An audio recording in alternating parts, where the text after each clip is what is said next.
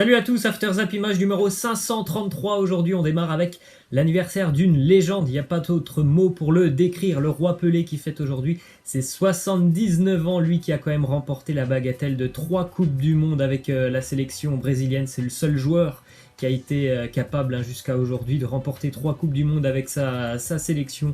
Et à peu près 700 buts de marqués pour Pelé durant toute sa carrière. On continue avec les résultats de la soirée de Ligue des Champions. À noter la victoire de la Juventus face au Lokomotiv, de City face à l'Atalanta.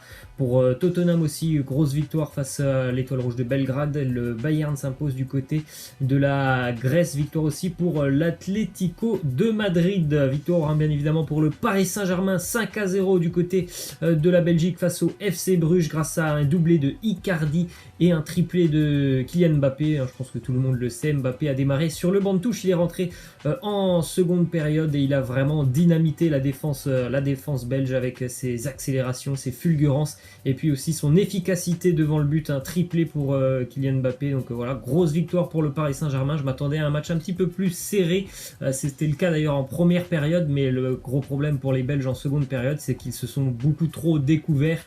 Il défendait beaucoup trop haut et face à une équipe comme le Paris Saint-Germain et surtout face à des joueurs très rapides comme Mbappé, voilà, les Belges en ont subi les conséquences en seconde mi-temps. On continue avec une petite info qui concerne Thomas Meunier, puisqu'hier il était de retour dans son ancien club, le FC Bruges, le club où il a quand même participé à 198 matchs. C'est un petit peu mal terminé pour Meunier hier puisqu'il est sorti à la 90e minute sur blessure, donc on espère que c'est pas trop grave pour le latéral parisien. Une déclaration aussi de Thomas Tuchel qui nous dit « Oui, je peux clairement dire qu'il y a une amélioration et une évolution de sa part. » Il nous parle de Leandro Paredes, il nous dit « Il a montré qu'il pouvait mettre de l'intensité, c'est un joueur très important pour nous. » Paredes qui a pris part au succès parisien hier, bon, il n'était pas titulaire, il est rentré en cours de jeu et c'est vrai qu'il y a eu beaucoup de mieux par rapport à ce qu'on voit depuis son arrivée à Paris. Hier, il y a eu quand même beaucoup de mieux pour Paredes. Après, faut pas se leurrer non plus. Voilà, il est rentré dans un match où son équipe était vraiment en train de surdominer son adversaire. Donc, c'est forcément toujours plus simple de rentrer dans un match comme ça. Ensuite, du côté du Real Madrid, victoire face à Galatasaray 1-0 et victoire très importante pour les Madrilènes qui donc sont deuxième dans ce groupe. On rappelle qu'ils avaient commencé cette phase de groupe par un nul et une défaite. Déclaration de Sergio Ramos, il nous dit « Tout le monde sait que le vestiaire est à mort derrière Zizou, c'est ce qui se passe. L'équipe a confiance en l'entraîneur. On aurait aimé que les résultats soient encore meilleurs, mais on continue à travailler. » Il y avait beaucoup de rumeurs autour de Zidane qui pouvait peut-être même jouer son avenir du côté de la Turquie hier. Bon, moi j'y croyais pas beaucoup. Je pense que voilà, Zidane il est encore là pour quand même quelques mois avec le Real Madrid et voilà, les joueurs ont répondu présent hier. Il y avait quand même des absents et ce Toni Kroos qui a délivré les Madrilènes hier. On a une petite stat aussi pour Sergio Ramos qui est devenu le défenseur le plus capé de l'histoire de la Ligue des Champions avec 121 matchs. Après, il y a à peine une semaine, il devenait le défenseur, le joueur le plus capé de la sélection espagnole. Une semaine plus tard, il devient le défenseur le plus capé de l'histoire de la Ligue des Champions. A noter aussi que malgré les nombreuses critiques auxquelles il doit faire face, Thibaut Courtois, hier, il a vraiment sauvé le Real Madrid. Déjà, bon point pour lui, c'est un clean sheet hier. Et il a réalisé 3 parades de très haut niveau en première période, notamment pour aider son équipe. Donc voilà, une réaction de champion pour Thibaut Courtois qui était quand même en difficulté depuis déjà quelques semaines. Ça va lui faire du bien. On peut jeter un petit coup d'œil aussi à cette image assez intrigante. Un raté quasiment invraisemblable pour Eden Hazard. Vous voyez l'image, Hazard qui est donc à dribbler le gardien. Il n'y a plus personne au cage. Et il a quand même réussi à rater ce but qui était tout fait. Eden Hazard.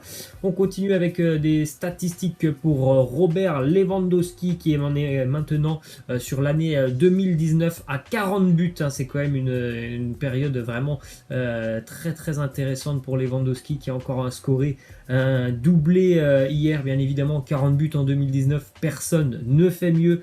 Doublé hier pour Lewandowski et d'ailleurs c'est déjà le 5e doublé inscrit par l'attaquant polonais depuis le début de saison. Voilà, la saison qui a à peine démarré il y a 3 mois, ça fait déjà 5 doublés pour Lewandowski.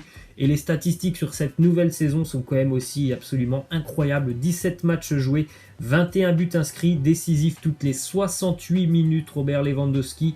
Il n'y a qu'un match où il n'a pas marqué, c'était le premier de la saison avec le Bayern, c'était la Super Coupe d'Allemagne. Ensuite, on peut jeter un petit coup d'œil justement au classement des meilleurs buteurs de l'histoire de la Ligue des Champions, puisqu'il y a un petit nouveau qui rentre dans ce classement, bien évidemment, on sait tous, hein, Ronaldo est très très loin devant avec 127 buts, Messi est à 112, Raoul 71, Benzema est à 60, et puis le cinquième, donc le petit nouveau, c'est Robert Lewandowski, l'attaquant polonais, grâce à son doublé hier, qui rentre maintenant dans ce top 5 avec 57 buts marqué en Ligue des Champions. On a une déclaration de Cristiano Ronaldo sur la nouvelle équipe, ou en tout cas la nouvelle vision du football du côté de la Juventus avec cette arrivée de Maurizio Sarri cet été. Il nous dit: selon moi, on joue un football différent. On est plus nombreux en attaque, je suis content d'être là où je veux être. Nous avons un nouveau coach, de nouveaux partenaires, mais maintenant nous sommes encore meilleurs. Donc voilà, il a l'air ravi de ce changement d'entraîneur qui a été effectué pendant l'été du côté de Turin. Et bien évidemment, Maurizio Sarri, c'est pas du tout le même style de jeu que son prédécesseur Max Allegri.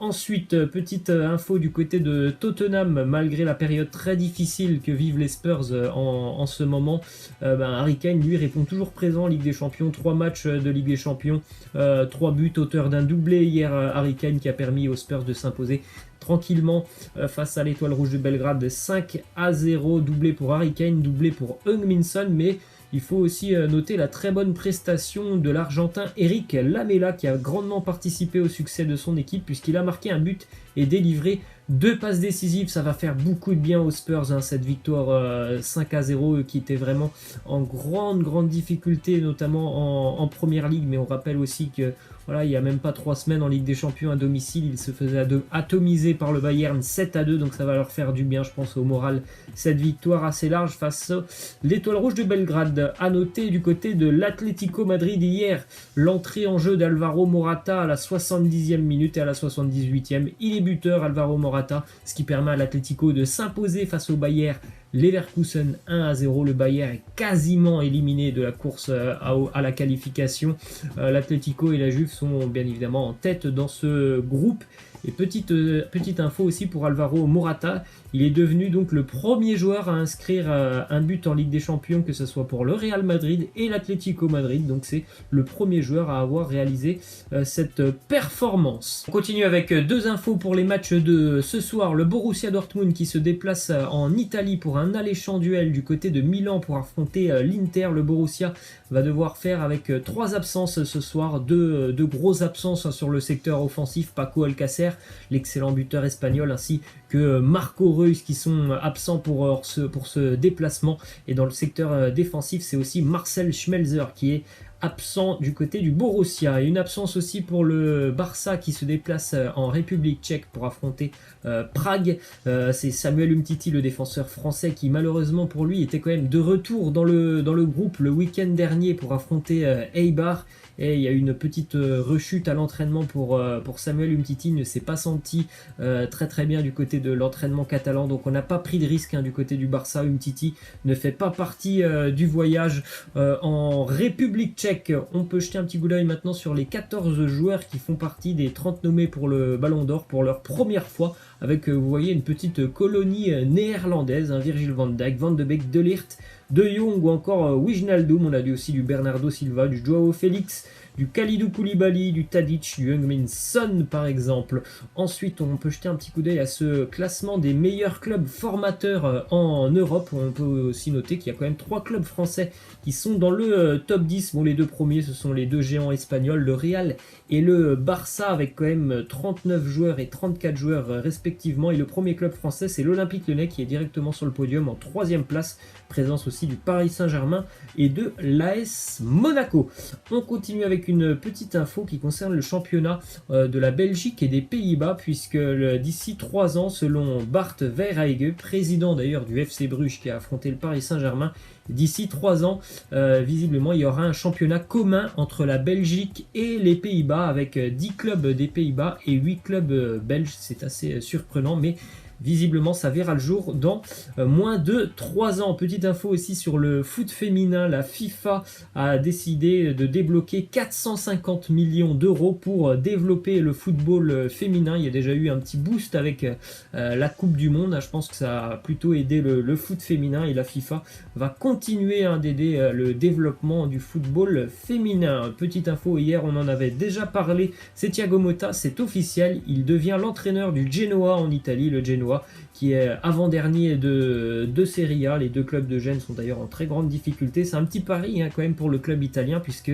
voilà, il a aucune expérience, Thiago Motta, il était avec les U19 du Paris Saint-Germain, donc là ça va être totalement autre chose. Et on termine avec cette info selon laquelle Willian Cyprien n'a pas insulté l'arbitre lors de Nice-Paris Saint-Germain.